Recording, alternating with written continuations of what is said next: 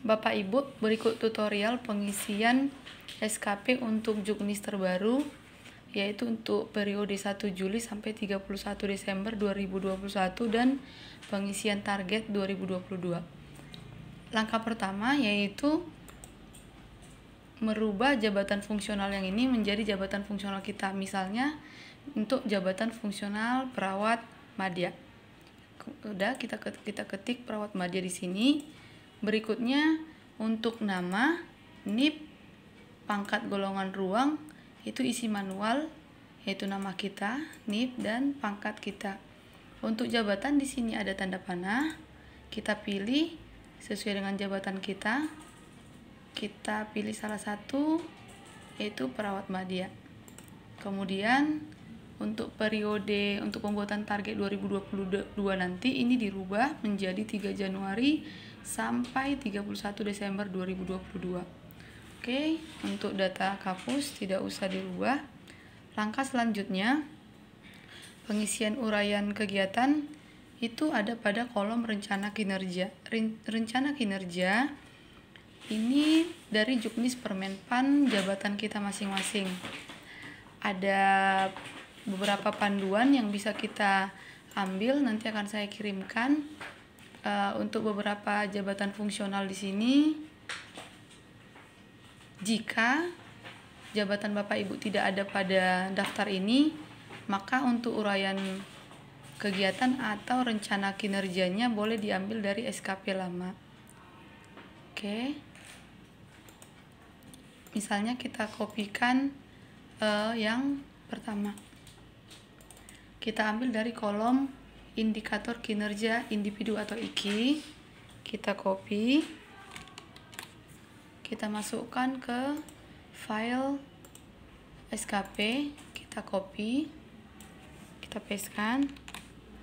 Oke, jadi di sini dia dilakukan pengkajian keperawatan lanjutan pada masyarakat. Tahap berikutnya, untuk kolom kinerja utama ini ada 7 kegiatan yang harus kita pilih untuk menyesuaikan yang mana yang lebih berhubungan dengan rencana kinerja yang sudah kita copy pastekan tadi. Ini adalah rencana kinerja atasan langsung, artinya ini rencana kinerja yang disepakati oleh kepala dinas dengan wali kota.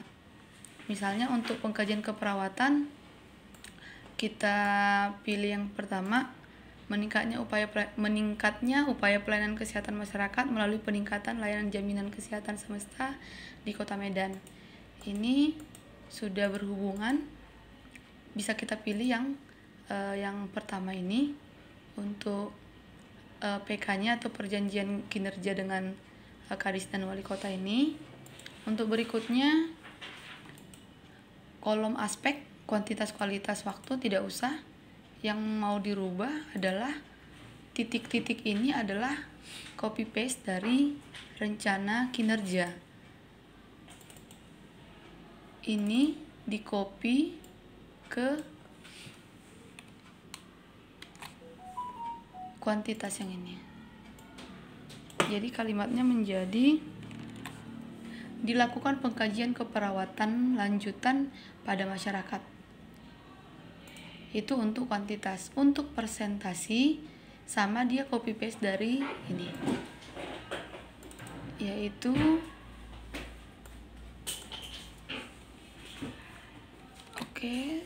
jangka waktu sama juga, ini copy paste nya, ini juga. Jadi kalimatnya menjadi kuantitas dilakukan pengkajian keperawatan lanjutan pada masyarakat, kualitasnya yaitu presentasi pengkajian keperawatan lanjutan pada masyarakat, jangka waktu pengkajian. Inilah dia untuk kuantitas, kualitas, dan waktu. Kemudian untuk target, ini kita isi berapa kali kita melakukan pengkajian keperawatan lanjutan pada masyarakat ini dalam 6 bulan. Kita contohkan dia 12, kemudian satuannya kali atau pasien, bisa.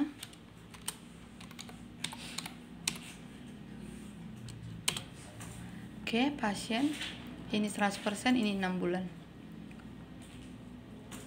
kita kerjakan untuk kegiatan-kegiatan kinerja kita yang lainnya. Ini kita contohkan satu saja. Nanti untuk kegiatan kedua nanti dicari lagi kemana dia berhubungan ke diantara yang 7 PK ini. Ini untuk sheet pertama. Ini nanti Bapak Ibu ada beberapa sheet, ada 11 sheet yang harus kita isi. Untuk sheet kedua, kolom ada beberapa kolom yang masih sama. Kolom rencana kinerja tidak usah, itu adalah copy paste dari sheet pertama tadi sampai ke sini. Ini adalah copy paste dari belakang, tidak usah dirubah. Yang dirubah adalah pengisian angka kredit. Kita hanya di sini hanya menyentuh yang kolom angka kredit. Untuk pengkajian keperawatan lanjutan pada masyarakat ini sesuai dengan juknis berapa angka kreditnya kita ketikkan di sini. Hanya ini saja. Ini adalah perkalian antara angka kredit dengan output yang ini. Kemudian untuk sheet yang ketiga, ini yang dirubah hanya yang berbeda dari sheet yang lain adalah kolom terkaitnya, terkait dan tidak terkait. Yang ini kita hapus aja semua karena semuanya terkait. Oke, ini saja yang dilakukan untuk sheet yang ketiga. Untuk sheet yang keempat, jenis penyelarasan direct, ini yang berbeda kolomnya. Kalau yang lainnya masih sama dari belakang. Kalau ini jenis penyelarasan direct cascading atau non direct cascading. Kita hapus yang non direct cascading.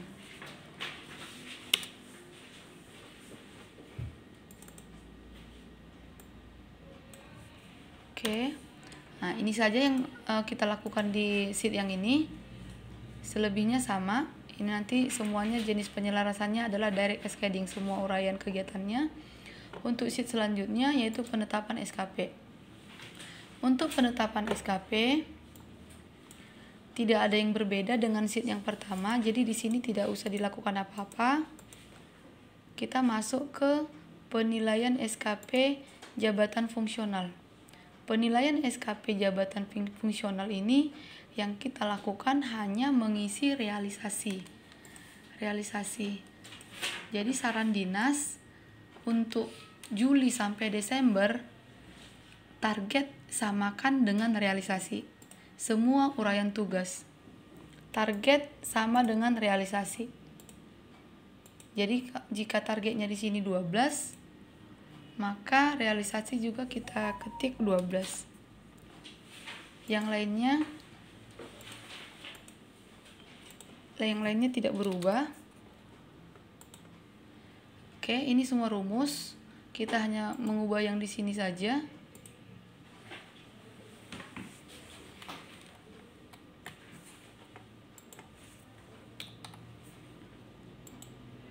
Oke, kita hanya merubah di kolom realisasi.